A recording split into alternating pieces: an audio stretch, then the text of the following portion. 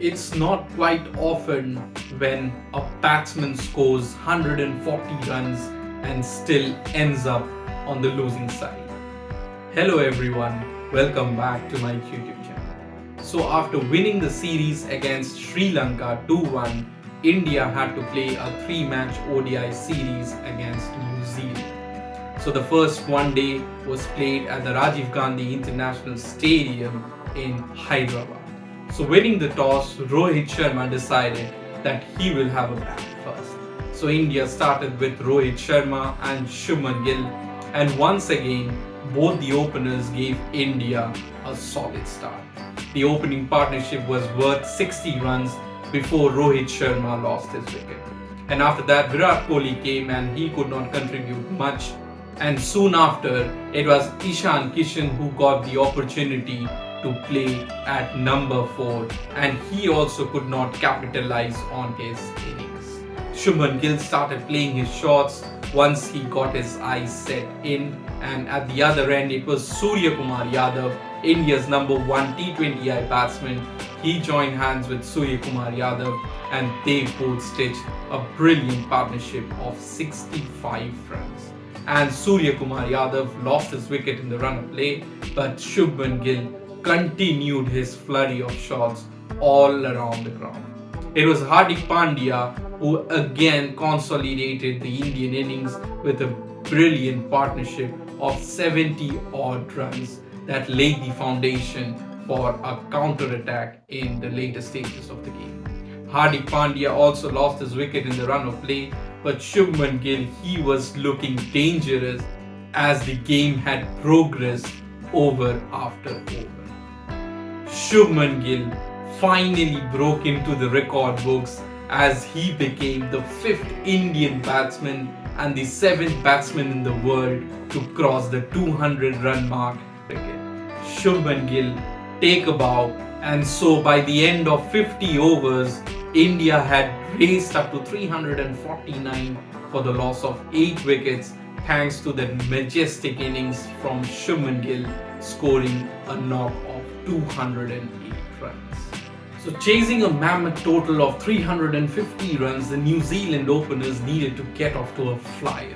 But that did not happen because the Indian seamers, Mohammad Siraj especially, he bowled really well up front along with Mohammad Shami. The Indian bowlers did not give an inch to the New Zealand batsmen in the first 10 overs as India started tightening up the screws then and there itself.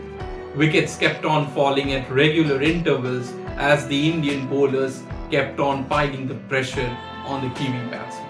At one point of time, everyone thought that the game was done and buried when New Zealand were tottering at 130 odd runs for the loss of 6 wickets before Mitchell Santner joined hands with Bracewell.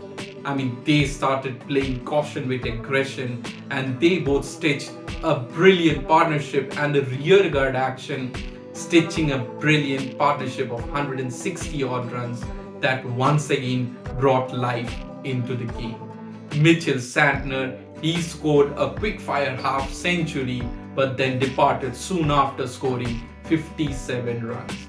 Bracewell held one end up and he was really playing well with the tail enders, and eventually Bracewell had scored a century playing with the tail enders, and that really brought hopes into the New Zealand dressing room. So by the last over, New Zealand required 20 runs to win the game, and the responsibility was handed over to Shardul Thakur to defend 20 runs. And Bracewell, he started off the over quite well, hitting a 6 off Shardul Thakur, but then Shardul had the last laugh as he picked up Bracewell in the last over with a brilliant Yorker, and that was the final nail in the coffin for New Zealand as Bracewell had to depart for a majestic innings of 140 runs. And so with this, New Zealand fell short by just 12 runs in the first one-day international, and that gave India a 1-0 lead in this 3-match ODI series. Let's take a look at the scorecard. And so for the man of the match, it has to go to the double century in Shubman Gill. But yes, not to forget the efforts of Bracewell for his brilliant knock of 140 runs. But it was a day for the double centurion Shubman Gill. He broke a lot of records, becoming the youngest batsman ever to score a double century in ODI history, and 149 balls, 208 runs, 19 fours and 9 sixes. I mean, it was a display at the Rajiv Gandhi International Stadium in Hyderabad, and the crowds really loved every bit of that innings.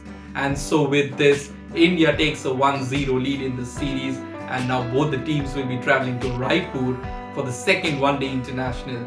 So we'll have to wait and find out whether New Zealand comes back and squares it off 1-1, or will India take the series 2-0. Stay tuned to my channel, and do not forget to subscribe if you are into my channel for the first time. Thanks for your time. Thanks for watching.